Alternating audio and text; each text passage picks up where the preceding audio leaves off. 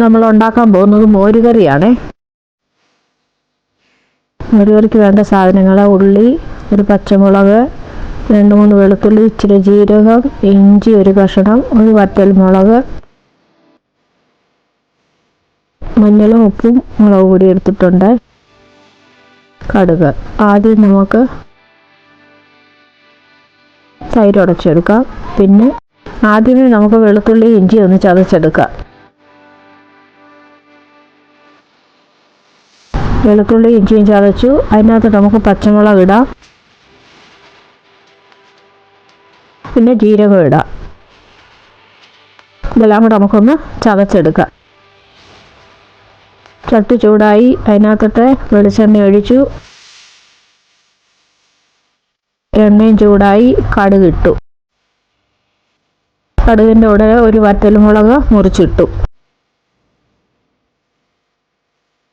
നമ്മൾ അരിഞ്ഞു വെച്ചിരിക്കുന്ന ചുമന്നുള്ളി,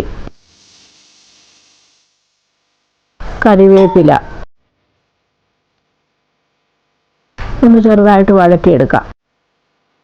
അതിൻ്റെ കൂടെ തന്നെ നമ്മൾ ചതച്ചില്ലേ, ഇഞ്ചി, വെളുത്തുള്ളി, ജീരകം, പച്ചമുളക്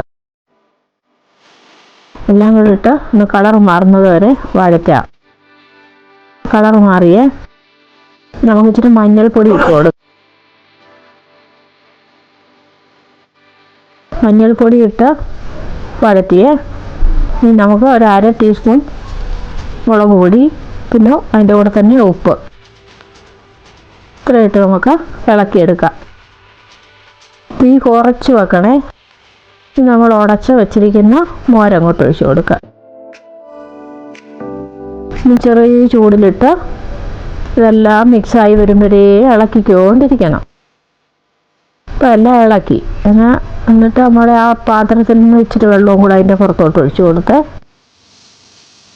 ഒരുവിധം പുളിയുള്ള മോര് വേണം എടുക്കാൻ.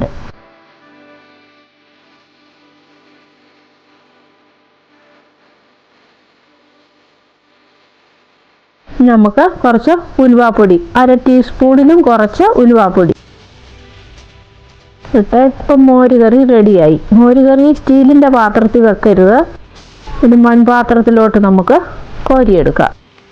പുളിയുള്ള സാധനങ്ങൾ എപ്പോഴും മൺപാത്രത്തിലോ ഒക്കെ വെക്കാവൂ. എല്ലാവരും ഇങ്ങനെ ഉണ്ടാക്കി നോക്കണേ.